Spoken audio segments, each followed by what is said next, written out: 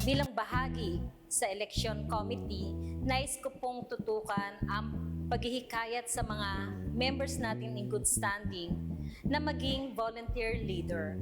Ito po ang programa ng election committee na ang ating mga miyembro ang maging aktibo sa pamamagitan ng leadership. Ang una ko pong tututukan kung ako ay mahalal ay ang transparency, ang maayos na sistema, at kung meron na po tayong sistemang maayos, maaari po pwede tayong mag-update, gumamit po tayo ng mga technology para mapabilis ang mga transaksyon, and of course, inform yung mga members sa proseso ng ating kooperatiba. Kung ako po ay papalarin na makapasok bilang audit, akin pong tututukan ang ating transparency sa ating financials po. Na ito po ay maaaring magkaroon tayo ng record po na weekly, monthly, or quarterly po malalaman natin kung ano yung mga recordings.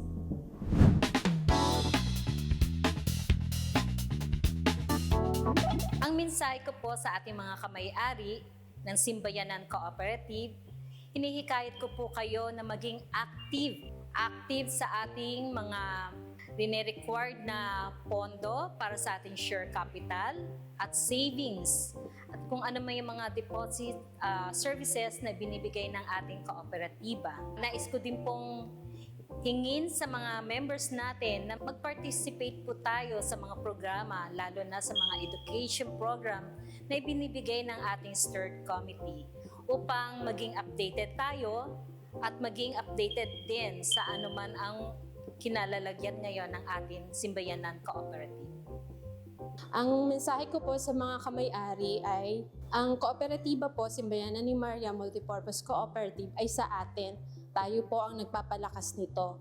Sabi nga po, kayang-kaya pag sama-sama po tayo. Ang mensahe ko po sa mga kamay-ari, ako po ay bilang testimony na rin po na ang kooperatiba ay napakalaking bagay po na katulong natin lalo na sa ating mga financial po. Nandoon na kung ano man yung ating pangangailangan, nandoon na andyan po ang ating kooperatiba na siya pong tutulong sa atin lalo na sa ating pangangailangan financially.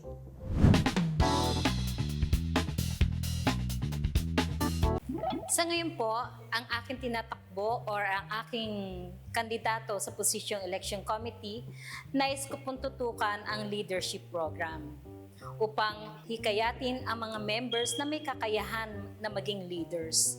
Itaguyod ang kanilang talento, kaalaman upang dumami ang ating leaders o volunteers sa ating Simbayanan Cooperative.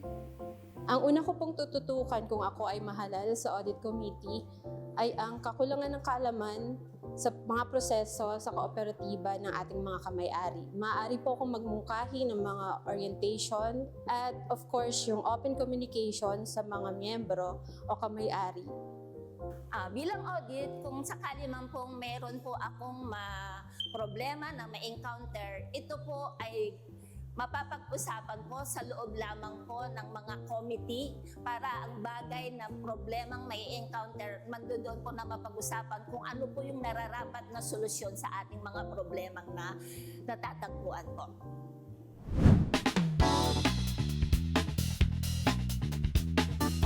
Mga kamay-ari, hinihikayat ko po kayo maging aktibo. Aktibo para sa ating mga deposits, services, at aktibo para sa mga partisipasyon natin sa ating mga programa katulad ng education at ating mga events katulad ng General Assembly at events ng ELECOM Committee tungkol sa talakayan at sa mga partisipasyon nito lalo na sa leadership program. Hihikayatin ko po ang ating mga kamay-ari na maging mas aktibo at makilahok sa mga programa ng kooperatiba, of course, sa ating information dissemination, ang member consultation, at mga programa po na tutugon sa kanilang pangangailangan.